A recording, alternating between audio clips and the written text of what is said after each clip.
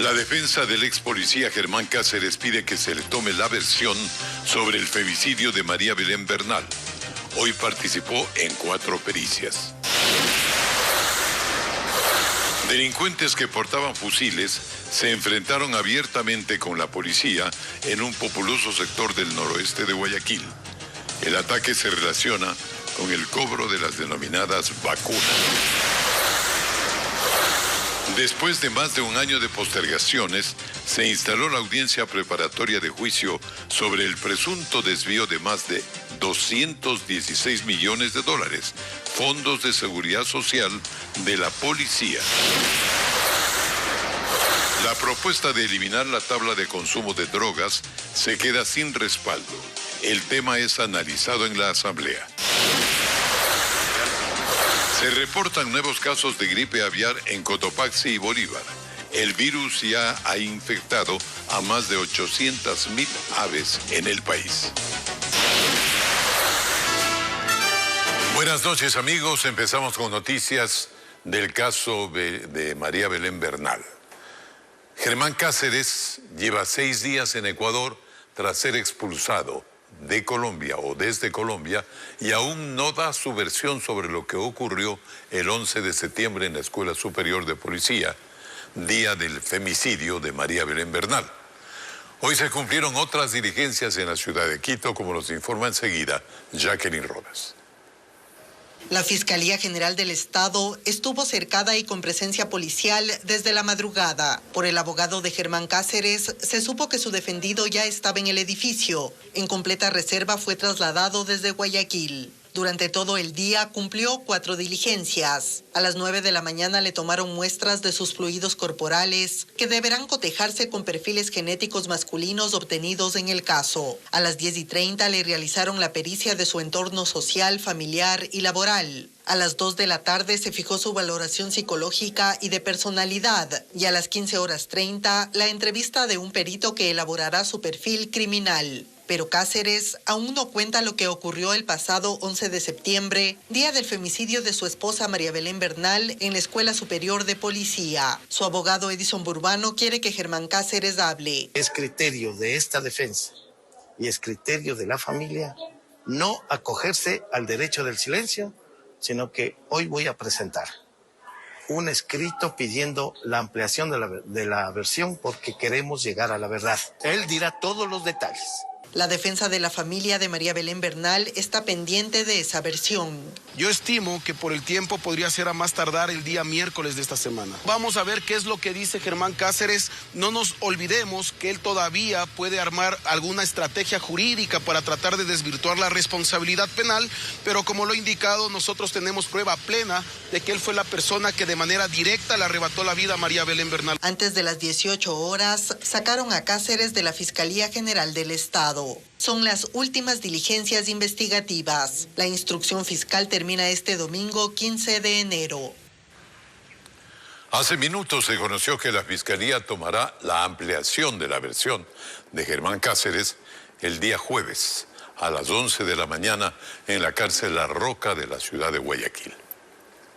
Y ahora les contamos que en Guayaquil delincuentes recorren populosas zonas del noroeste de la ciudad, armados con rifles, con fusiles, intimidando a sus habitantes a plena luz del día. William Young nos informa que en el sector de Flor de Bastión se registró un enfrentamiento entre policías y antisociales que portaban rifles de asalto. Un comerciante fue herido de bala durante el tiroteo. Estos son algunos de los casquillos que quedaron en el suelo tras el tiroteo. Son una muestra de la violencia en las calles de Guayaquil. Según la policía, el enfrentamiento se dio cuando 2 sujetos a bordo de una moto recorrían el bloque 9 de Flor de Bastión, en el noroeste de la urbe, armados, intimidando a los moradores y mostrándose como los que controlan el sector. Agentes que patrullaban el lugar los interceptaron y se dio el cruce de balas. Un comerciante que vendía encebollado recibió varios disparos. Para esto utilizaron un arma larga, un arma tipo fusil que calibre .556. Realizan varias detonaciones, por lo que se produce un enfrentamiento. Este es el rifle de asalto que usaron los atacantes contra los uniformados y habitantes del sector. Al momento que ellos empiezan a dispararnos, uno se hace uso progresivo de la fuerza y se repele la agresión, de los cuales se procede a neutralizar y se puede igual a la aprehensión. Al lugar llegaron refuerzos y se desplegaron varias unidades especiales para buscar a más implicados. La policía investiga si los detenidos, de solo 18 y 19 años de edad, tendrían relación con las bandas de los supuestos vacunadores. Días atrás, el propietario de un negocio de la zona había recibido una llamada de extorsionadores. Me decían horrores, tratando de sacarme una vacuna. Pero mis hijos mismos me dijeron, ¿sabe qué, papá? Usted no esté pagando nada. En esta zona de Guayaquil hay temor porque los delincuentes intentan imponer su ley para la venta de droga y extorsiones a cualquier hora del día. Parecían que eran juegos pirotécnicos, pero en realidad eran las balas. Enfrentamientos entre policías y dos motorizados. Mientras que el comerciante herido permanece hospitalizado con pronóstico reservado. Este año el Estado destinará $200 millones para proyectos de inversión de las Fuerzas Armadas. El objetivo es recuperar la capacidad operativa e incrementar el control y protección de las fronteras. Además, en este 2023 está previsto que se ejecute parte del plan de cooperación de Estados Unidos. Paul Romero entrevistó al ministro de Defensa. En este momento la capacidad operativa de las Fuerzas Armadas no supera el 30%. En el presupuesto general del Estado de este año se contemplaron $200 millones para su modernización e incrementar las operaciones, sobre todo en la frontera norte, para la lucha contra el narcotráfico y el crimen organizado. Así lo señaló a Ecuavisa el ministro de Defensa Luis Lara. El objetivo es llevar la lucha contra el narcotráfico a la frontera. En la medida de que Fuerzas Armadas sea efectivo en las fronteras, en la misma medida bajará la violencia al interior del país y lógicamente bajará la droga al interior del país. De hecho, las primeras adquisiciones que se concretaron el año pasado a Israel, 5.700 fusiles Arad, cascos, chalecos, 136 vehículos tácticos llegarán al país en las próximas semanas. Esta inversión fue de $78 millones y está en análisis nuevas adquisiciones a ese país. Hay mesas técnicas que están trabajando el comando conjunto y esperemos que ya a fines de este mes podamos tener algo ya definitivo. Es tecnología sobre todo para inteligencia y para vigilancia de fronteras. Pero la mayor expectativa está en la ejecución del plan de cooperación acordado con Estados Unidos durante el encuentro de los mandatarios Guillermo Lasso y Joe Biden en Washington. Ahora corresponde a los sectores de defensa, tanto de Ecuador cuanto de Estados Unidos, ir operacionalizando esa decisión política. El plan que presentó Ecuador a Estados Unidos para las Fuerzas Armadas es de aproximadamente $3.200 millones. Y este lunes se instaló la audiencia preparatoria de juicio por el delito de peculado en el caso Ispol. Los abogados de los 10 procesados solicitaron se declare nulo el proceso. La jueza de la causa anunciará su decisión el próximo miércoles. Después de varios diferimientos, se instaló la audiencia preparatoria de juicio dentro del caso Ispol. La instrucción fiscal se cerró hace 1 año 3 meses. La Fiscalía acusó a 10 personas por el delito de peculado, involucradas en operaciones financieras irregulares que habrían generado un perjuicio de $216 millones al Instituto Ecuatoriano de Seguridad Social de la Policía Nacional. Aquí está en disputa $216 millones en un tramo de negocios en los cuales el Ispol temporalmente adquiría unos bonos y los vendedores iniciales debían recurrir a recomprarlos, situación que no ha acontecido hasta el momento. Por eso es que esos bonos en pacto de recompra nosotros ni siquiera los tenemos bajo nuestro poder. Entre los 10 procesados están los generales en servicio pasivo y exdirectivos del Ispol, Enrique Espinosa de los Monteros, David Proaño, empresarios como Jorge Cherres, conocido como El Mago, Carlos Carbo, entre otros. Todos los abogados de los involucrados solicitaron la nulidad del proceso. decimos que falta el principio de procedibilidad por la extensión del IRP por parte de la Contraloría, que era necesario para el momento en que se formularon cargos. A esto valga decir lo que mi representado, al haber estado del 2003 al 2015, necesita necesariamente este requisito de procedibilidad. Supuestamente no existe el informe de responsabilidad penal de la Contraloría General del Estado, que sí se han cumplido todas estas formalidades. La jueza de la causa tomará una decisión sobre la petición de las nulidades en las próximas 24 horas. Si la jueza no atiende nuestros pedidos de vicios, viene la siguiente fase, que es fondo, donde ya Fiscalía indica cuál es la acusación que presenta en contra de los 10 procesados. La audiencia se reinstalará a las 9 de la mañana del próximo miércoles. Los retrasos para el pago de créditos hipotecarios en el BIES suman al menos 800 millones de dólares, sí señor. La tasa de morosidad del 2022 fue una de las más altas de los últimos años y por ello la institución contratará a empresas especializadas en cobranza para recuperar ese monto. Juan Carlos Aesprúa conversó con el gerente general del BIES, quien además plantea procesos de reestructuraciones de préstamos determinando un año de gracia.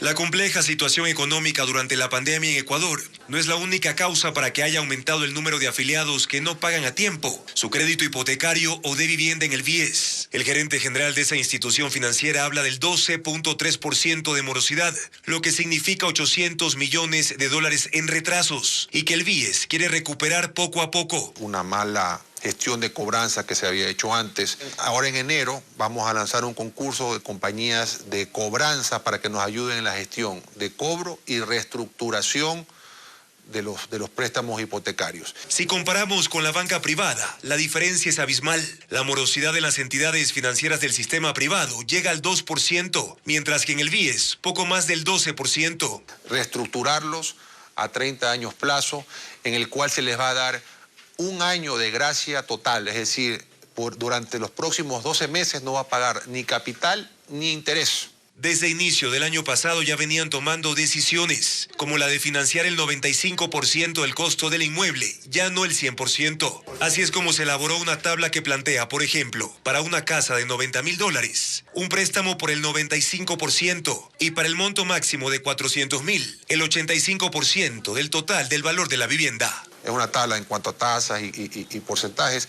varía, pero el de interés social, que es hasta $90,000, se financia el 95%. A finales de marzo de este año estarían contratadas las compañías de cobranza, con las que el BIES quiere reducir el índice de morosidad de más de 30,000 afiliados. Organismos de trabajadores anuncian movilizaciones para este jueves.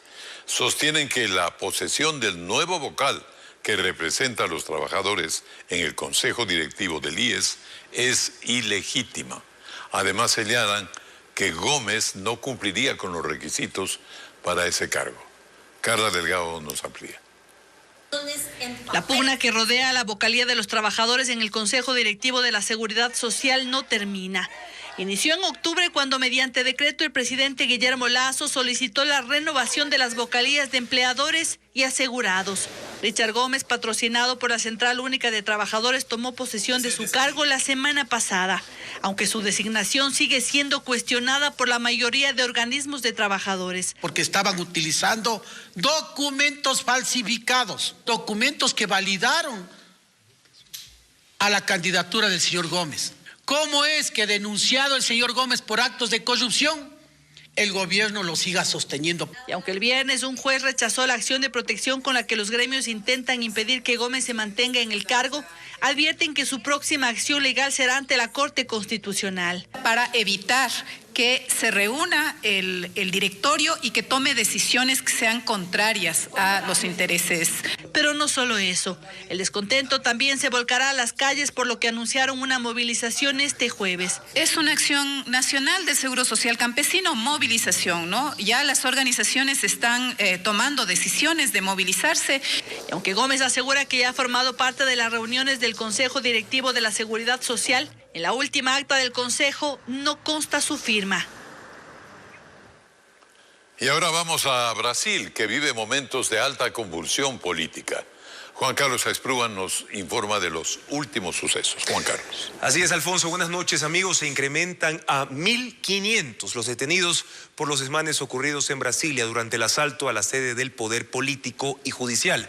El Senado mostró el nivel de destrozos provocados dentro del plenario, mientras que hay denuncias por el robo de armas letales y no letales desde las dependencias del Gabinete de Seguridad Institucional. Veamos.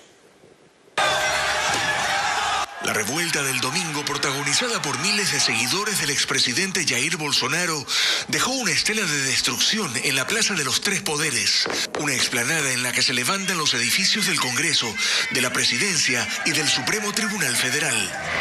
Los llamados bolsonaristas desataron su ira contra la sede de estas instituciones, en la que ha sido la manifestación más violenta desde que el exmandatario se negó a aceptar su derrota en las elecciones de finales de octubre y por tanto no reconoció el triunfo del izquierdista Lula da Silva. El resultado fue este: ventanales rotos, salones y oficinas vandalizadas, documentos destruidos. Pero no solo eso, según denunció el ministro secretario de Comunicación. Armas letais y armas no letais fueron levadas de aquí. Armas letales y no letales fueron sustraídas por delincuentes dentro del Palacio de Planalto. Este es un delito más a investigar, señaló, diciendo que algunos protagonistas de la violencia sabían qué había en las oficinas de seguridad del Congreso. La jornada deja hasta ahora 1.500 personas detenidas, unas por ser protagonistas directas de los desmanes, otras por la organización de los campamentos que usaron los manifestantes para reunirse y movilizarse hacia la Plaza de los Tres Poderes. El presidente Lula da Silva decretó la intervención del Distrito Federal de Brasilia, dándole al gobierno las atribuciones en materia de seguridad hasta el 31 de enero para el control del orden en la capital. Pero además ha ofrecido una investigación para dar con los organizadores y financistas de los disturbios, con los que se ha dicho que los seguidores de Bolsonaro buscaban apoyo de Fuerzas Armadas para derrocar a Lula da Silva, quien apuntó al expresidente Bolsonaro, de quien dijo hay varios discursos alentando eso. Es responsable, al igual que los partidos que lo apoyan. Y mientras tanto, sobre este mismo tema, el expresidente Jair Bolsonaro, que viajó a Estados Unidos 2 días antes del cambio de mando para evitar entregarle la banda presidencial a Lula da Silva, fue hospitalizado esta tarde en un centro médico en la localidad de Celebration, cerca de Orlando, Florida. La esposa de Bolsonaro informó vía Twitter que se debió a un fuerte dolor abdominal, dolencia que ha sido recurrente en el exmandatario desde que fue blanco de un ataque con cuchillo en el año 2018. Al mismo tiempo, la presencia de Bolsonaro en Estados Unidos ha provocado el rechazo de congresistas demócratas que piden que sea expulsado del país. Y esta tarde la ciudad de Sao Paulo, en Brasil, se convirtió en el escenario de una gran marcha de respaldo a la democracia. Miles de personas ocuparon la céntrica avenida Paulista en una demostración a favor del gobierno de Lula da Silva y para condenar el asalto a la sede de los poderes políticos y judiciales en la capital.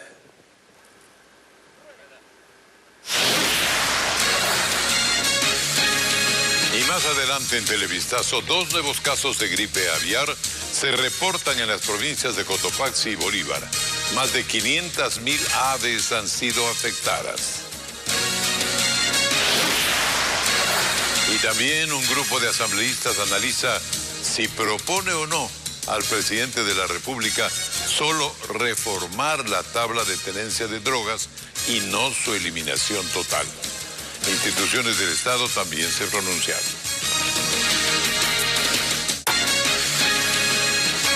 Seguimos informando. Hay incertidumbre en el sector avícola, porque esta mañana el Ministerio de Agricultura confirmó que hay 2 nuevos casos de gripe aviar en el país.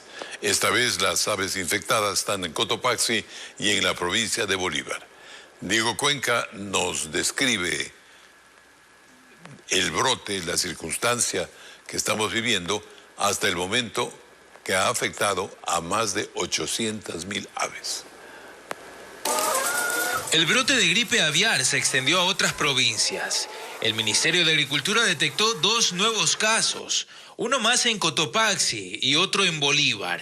El primero se ha dado en la provincia de Cotopaxi, en el cantón Latacunga, en la parroquia Poaló. este es en una granja de postura. Y el segundo brote en la provincia de Bolívar, en el cantón Guaranda, y es una producción de traspatio. Quiere decir que son unidades productivas pequeñas con animales básicamente para el consumo.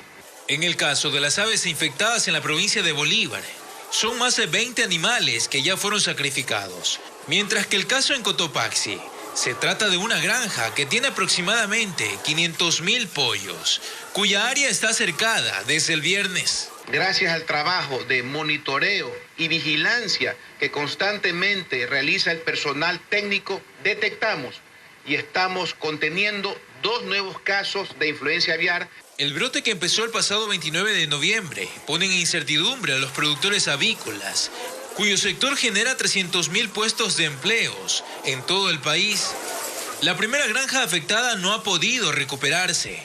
Perdió más de $3 millones por la muerte de 350.000 aves infectadas. Seguimos desconcertados porque en ese plan de contingencia lo único que está previsto es cómo sacrificar a las aves, pero no cómo nos van a incentivar a nosotros. Sin embargo, el ministro de Agricultura insiste en que los afectados podrán acceder a créditos. Lo que queremos nosotros es que a través de Banco Ecuador o Banco del Pacífico, algún banco también le preste recursos a estas personas para que se puedan reactivar otra vez en su producción. Mientras eso se cumple, en la primera granja afectada se perdieron 40 empleos y aún está paralizada. No pueden reactivar su producción. Necesitamos que el Estado nos ayude y ellos no nos dejan sacar el abono, no vienen, estamos estancados y ya viene febrero y no vamos a saber qué hacer con un poco más de 100.000 pollos que tenemos en crianza. El brote de gripe aviar hasta el momento ha infectado a más de 800.000 aves en todo el país. Instituciones del Estado se oponen a la eliminación de la tabla de cantidades admisibles de tenencia de drogas y que está vigente en el Ecuador. Los funcionarios piden otras alternativas, sobre todo para fortalecer políticas públicas integrales para enfrentar esta problemática. Byron Andino nos indica que estas propuestas serán presentadas al gobierno por parte de los asambleístas. Llegaron al legislativo para dar sus aportes los representantes de entidades del Estado y grupos de la sociedad civil. El denominado Frente Parlamentario Anticorrupción recibió propuestas sobre la tabla de tenencia de sustancias estupefacientes para agruparlas en un solo documento y entregarlas al presidente Lasso. La novedad fue que el discurso que antes había sobre eliminar completamente la tabla se fue. Con la información que tenemos hoy, más se establecería una reforma, no una eliminación. Y creo que esos son los insumos que nos permitirá debatir, discutir, proponer finalmente y que el Ejecutivo tome una decisión. Es que todos coincidían en algo, entre ellos la Fiscalía. Ecuador necesita construir, como ya se ha señalado, una política integral. La eliminación de las tablas solo aumentaría el poder punitivo del Estado y el hacinamiento incontrolable de las personas menos favorecidas.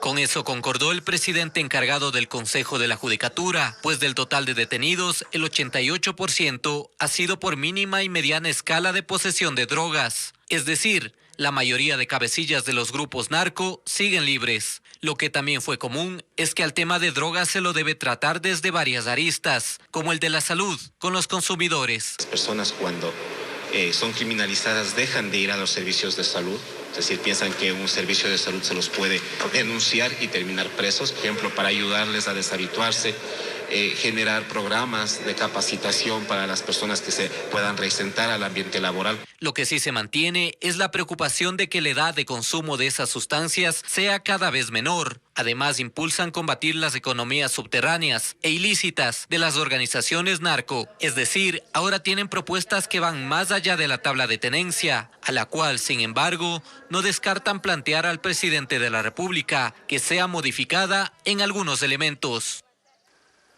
Las lluvias en Esmeraldas provocaron que se inunden varias oficinas del Consejo de la Judicatura de Esmeraldas que funcionan dentro de la Unidad de Vigilancia Comunitaria de la Policía Nacional. Autoridades en esa provincia evalúan los daños que se están dando o se han dado en esa infraestructura pública. Como nos cuenta Bessie Granja.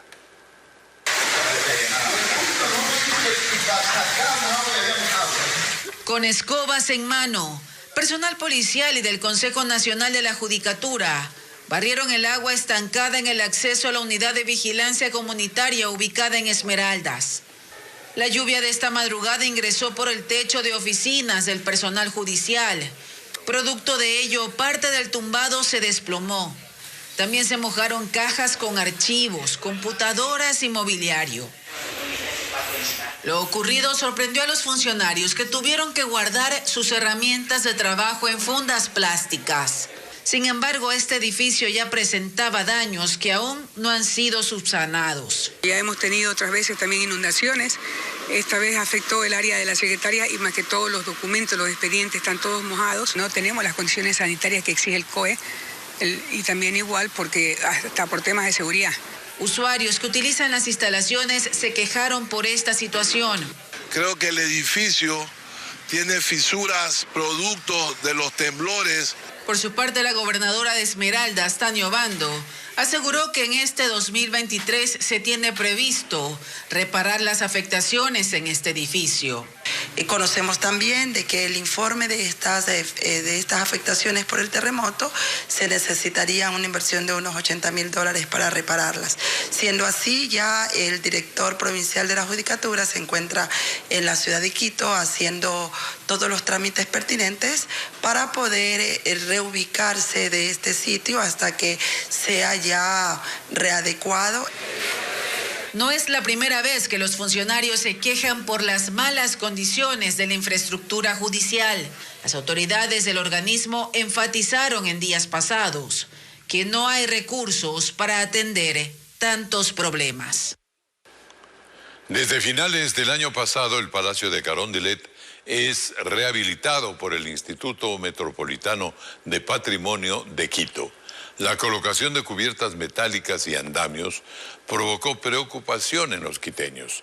Las autoridades a cargo de la obra aclaran que no habrá cambios en el modelo de la sede de la presidencia, en su diseño original, como nos informa Fabiola Santana. El Palacio de Carondelet, edificación con alto valor histórico y arquitectónico, es rehabilitado por el Instituto de Patrimonio del municipio de Quito. Sin embargo, la cubierta metálica y andamios a simple vista preocupa a los ciudadanos.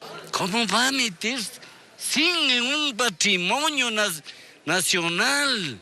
¿Por qué no explican? No, porque la gente está preocupada porque parece, irán a hacer un mercado de pulgas ahí. El Instituto Municipal de Patrimonio aclara que la cubierta es temporal, que la colocaron hasta reparar y de ser necesario reemplazar las tejas en 3 frentes.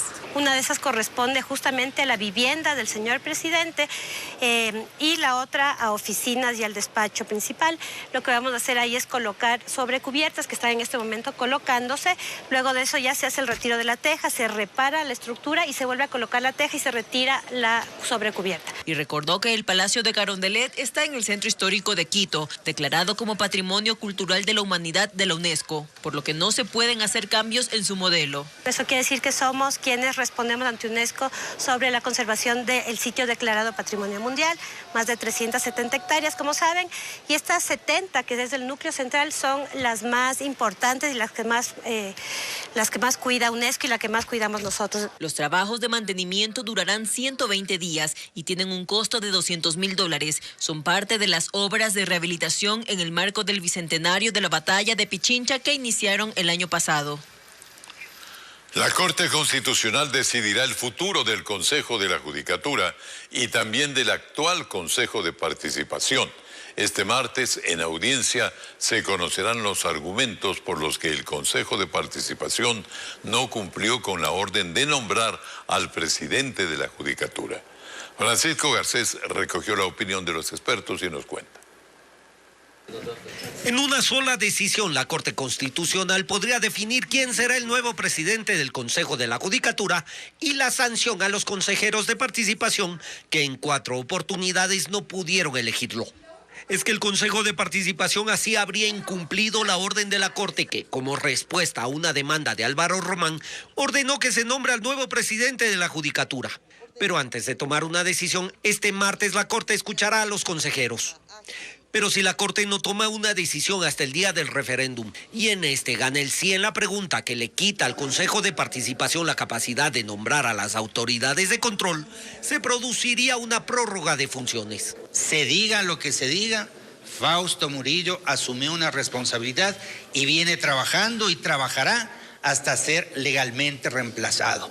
Por eso la Corte también podría nombrar al reemplazo de Murillo, quien es el presidente encargado del Consejo. Module los efectos de la sentencia en lo que tiene que ver con las medidas de reparación integral y debido a este bloqueo constante, el doctor Álvaro Román pueda presidir el Consejo de la Judicatura. Entre los expertos hay quienes creen que mantener a Murillo fue la verdadera intención de los miembros del Consejo de Participación. Mientras no aprendamos a llevar procesos con integridad y con transparencia, podrá nominar el Papa a los miembros del Consejo de Participación Ciudadana, que veremos más de lo mismo. Otra de las opciones que tiene la Corte sería ordenar nuevamente la elección. Sin embargo, esta alternativa podría estar bloqueada en vista de que 5 de los 7 vocales del Consejo de Participación gozan de licencia para sus campañas electorales y no hay suficientes alternos para que ese organismo sesione. Que todas las sentencias constitucionales tienen que ejecutarse de manera íntegra. No existe la posibilidad de que una reparación integral quede sin ejecución. Si es que caemos en esta circunstancia es por responsabilidad de los consejeros principales. Entre las sanciones que puede aplicar la Corte Constitucional está la destitución y multas para funcionarios que incumplen sus disposiciones. Seguimos. La violencia se extiende a la provincia de Sucumbíos, en el oriente. 3 personas fueron asesinadas anoche en Lago Agrio. La policía investiga si este triple crimen tendría relación con el tráfico de drogas, pues en la casa donde se encontraron los cuerpos se decomisaron sustancias ilícitas hace 3 meses. El ataque ocurrió la noche de este domingo en el centro de Lago Agrio, provincia de Sucumbíos. Sujetos dispararon contra una vivienda y mataron a 3 personas. El comandante de la subzona, Alex Sandoval, se refirió al hecho. 2 personas a bordo de una motocicleta disparan en el interior de un domicilio a unas personas que estaban reunidas ingiriendo bebidas alcohólicas. Además, otras 2 personas resultaron heridas y fueron trasladadas al hospital Marco Vinicio Isam. Las autoridades investigan si este triple crimen tendría relación al tráfico de droga, pues hace 3 meses en la casa donde se encontraron los cuerpos se realizó un allanamiento y se decomisó sustancias ilícitas. Tenemos como antecedente de que en este domicilio aproximadamente en el mes de octubre se hizo un allanamiento con el personal de antinarcóticos y se aprehendió a 2 personas y se obtuvo una cantidad de sustancias sujetas a fiscalización que fueron puestas a órdenes de la autoridad competente en su momento. Estas son las 3 primeras muertes violentas registradas en Sucumbíos en los primeros 9 días del año. Un hombre fue asesinado al estilo sicariato en el centro de Quito, en el sector de la avenida 24 de Mayo. La víctima recibió varios impactos de bala de 2 sujetos que se transportaban en una motocicleta, según indican los testigos. El fallecido tenía 33 años y registraba antecedentes penales por tráfico de droga. La policía al momento busca a los causantes de esta muerte violenta, quienes fueron grabados por las cámaras de seguridad del sector.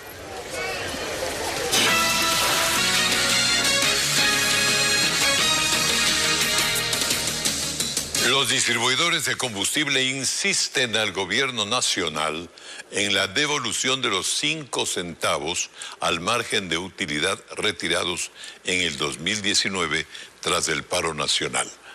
Aseguran que cerca del 50% de gasolineras están operando con alto riesgo de quebrar.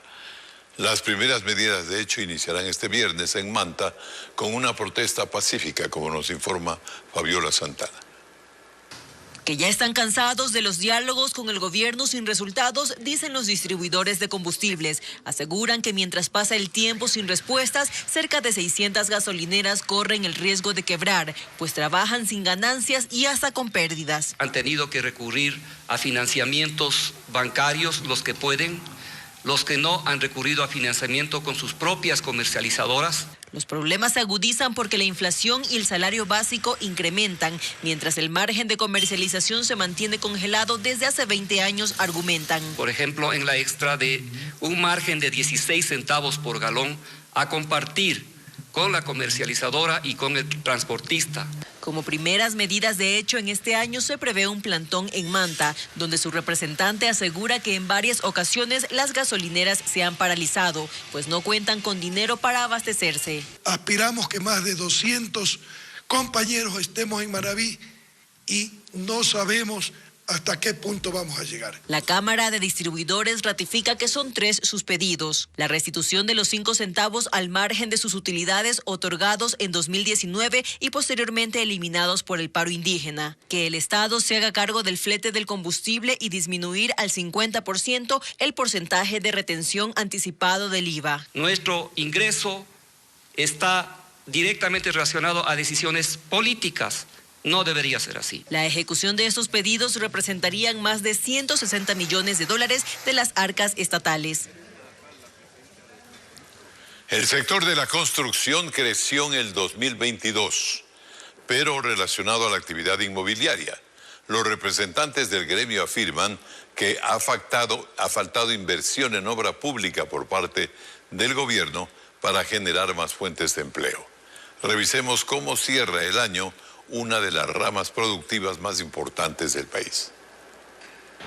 En 2022, más personas decidieron adquirir una vivienda propia. Se trata del 10% más que el año pasado, según datos del grupo Constructores Positivos. La construcción de vivienda, la construcción de edificios, casas, está creciendo. También la construcción privada, comercial e industrial está creciendo. En 2022, el sector aplicó estrategias para atraer a compradores, quienes durante los primeros meses de la pandemia decidieron ahorrar para adquirir una casa o un departamento. Por ejemplo, actualmente se ejecuta un seguro en caso de que el cliente pierda su empleo.